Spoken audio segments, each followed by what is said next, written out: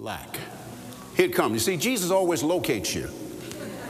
He always knows exactly what to say to help you discover what you didn't know before.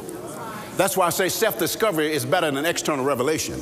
See, until a child discovers who he is, you can talk to him all day. Until you know who you are, I can preach at you all day. But there must come a time of discovery. But I have to say something to provoke you to start finding something. So Jesus said, one thing that you lack, young man.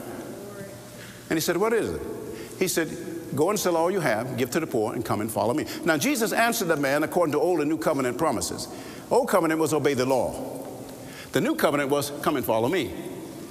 But the man went away sad because he had great wealth, great riches. And then Jesus said, how hard it is for those who trust in riches. Not those who have riches, but those who trust in riches. We get that wrong because the old Pentecostals used to teach that having money, you couldn't be called or you couldn't be in the ministry, so you had to go and sell all your oil and become poor to follow Jesus. That's not what it really is. In fact, when Jesus called his 12 disciples, you mean when they called all those fish? And then he said, come and follow me. It is said they caught enough fish to supply them money for 3 years. So they thought they gave up and they would just bag them. No, he gave them enough that they had enough to get, Lord, go pay all the bills, Mary and Jude, do all of this here. I'm going to be gone for 3 years, but you got enough. See, you always think that he puts us through some bad trouble thing. Old line Pentecostal foolishness. Now, before you start applauding and getting too happy now, you need to understand that in your theology, you need to put some suffering. Because it said there's going to be some suffering. And that's what some of my good brothers exclude. They think that as you're suffering, it's because you lack faith or you're aware of the promises, or you must be in some sin. No, if you follow the Lord, you are going to suffer. But let's make sure you're suffering for the right thing. Jesus said how hard it is for those. He said, it's like a camel entering the eye of a needle. Metaphor. And so the disciples asked, well, Lord, who can be saved?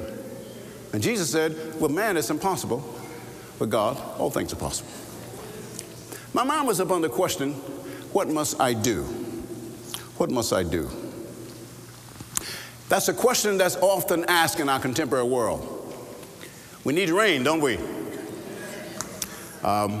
Forgive me, but I'm a little happy for the drought. Now, don't get before you get mad and before you send this around the world. So he's preaching drought. No, I'm not preaching drought. But it did give me a reprieve from cutting grass. Amen.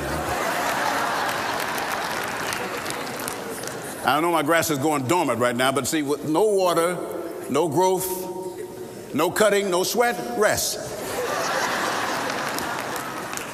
But people ask me, what must I do to get rain? Or what must I do to be happy? What must I do to be healed? What must I do to be saved? What must I do to be prosperous? What must I do to start all over again? What must I do to turn this whole thing around? See, such a question like that comes often when we're having a crisis, doesn't it?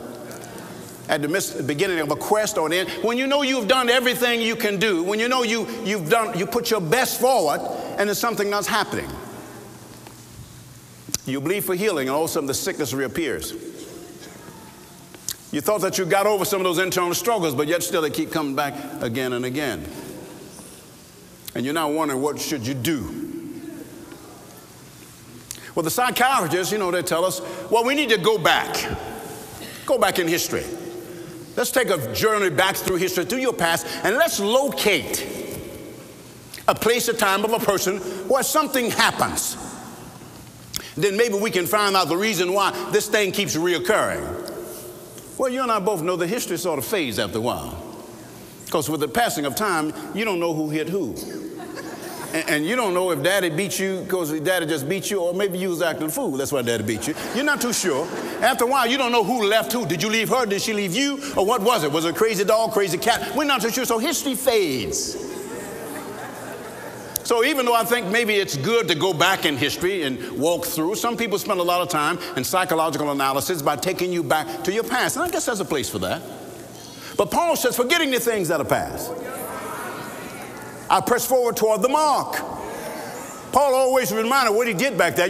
Everywhere Paul goes, Paul recites his history. But it's only for one reason. Paul makes this declaration. Jesus Christ came in this world to save sinners, and I'm chief. And every time I give you a testimony about what I did, I want you to know I am a first fruit of how vile you can be, how bad you can mess up. To show you